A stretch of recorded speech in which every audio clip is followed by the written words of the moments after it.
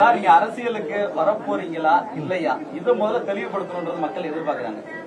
Sir, நான் comments எல்லாம் படிச்சேன். நான் ஒரு நல்ல முடிவு எடுத்திருக்கேன். அதை என் ஃபேன்ஸ் எல்லாரையும் கூப்பிட்டு எங்க அம்மாவை அந்த ஸ்டேஜில் உட்கார வச்சு அந்த முடிவை சொல்றேன். இன்னொரு விஷயம் என்னன்னா, நிறைய பேர் கேட்குறாங்க, வர்றதுனா வர வேண்டியதானே, ஏன் நீங்க மக்கள் கிட்ட கேட்டுட்டு இருக்கீங்கன்னு.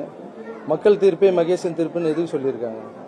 அப்புறம் ஒரு சிலர் கேட்க மாட்டாங்க மக்கள் கிட்ட, நான் கேட்பேன். அது என்னுடைய ஐடியா. நான் என்ன நினைக்கிறோனோ அப்படிதான் வாழ முடியும். மற்றவங்க என்ன சொல்றாங்களோ அதுக்கேற்ற மாதிரி வாழ முடியாது. புரியுதுங்களா? மக்கள் கிட்ட ஏன் கேட்கணும்? இவ்வளோ நாள் வீட்டில் அம்மா கிட்ட கேட்டோம், என் தம்பி கிட்ட கேட்டோம், எல்லா உறவுகிட்டையும் கேட்குறோம். ஸோ தாய்க்கு நிகராக நினைக்கிற என்னுடைய மக்கள் கிட்ட கேட்கறதுல என்ன தப்பு? இவ்வளோ நாள் என் கூட டிராவல் பண்ணி வந்திருக்காங்க என் ரசிகர்கள். அப்புறம் திருநங்கை தங்கைகள் கூட நேற்று பேசினேன், என்னுடைய மாற்றுத்திறனாளிகளாலும் கூட பேசினேன். எல்லாருக்கும் பேசி ஒரு வார்த்தை கேட்கறதுல அவங்களுக்கு மரியாதை கொடுக்கறதுல என்ன கெட்டு போகுது? ஸோ நீங்க ஏன் கேட்குறீங்கன்ற கேள்வி கேட்குறீங்கல்ல, அது உங்க விருப்பம், நீங்க கேளுங்க. நான் இனிமே எதனா செய்யறது இருந்தா மக்கள் கிட்ட கேட்டு தான் செய்வேன். அதுக்குன்னு சின்ன சின்ன விஷயம்லாம் இல்லை. ஏதோ ஒரு பெரிய முடிவு எடுக்கணும்னா மக்கள் கிட்ட கேட்பேன். இது ஏன் ஸ்டைல்.